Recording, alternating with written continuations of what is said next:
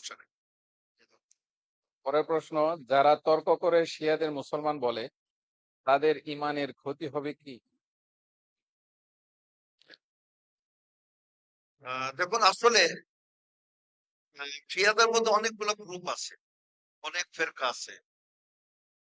তাদের মানে অনেক ক্ষেত্রেই তাদের অনেকেই কাফের, এটা ঠিক, কিন্তু ঢালাও ভাবে মানে শিয়াদের এভাবে কাফের বলে আমরা ফতোয়া দেই না। তবে যারা বলে এই কথা কোরআন বিকৃত তারা কাফের।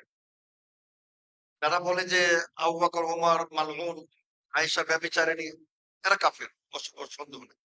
এর মধ্যে শিয়ারা আসলে তারা কাফের হবে। আমরা ঢালাও ভাবে পুরো জাতিকে কাফের বলি না।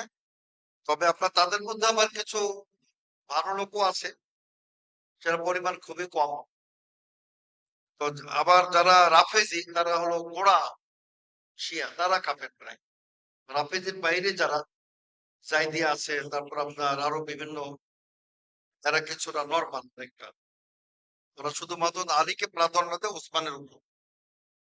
তো যদি সেটাও ঠিক না, কিন্তু যারা তারা কাফের না, আসলে তাদের বিভিন্ন ফেরকা আছে, স্তর আছে। কেউ কাফের, কেউ কাফের পর্যায়ে পড়ে না।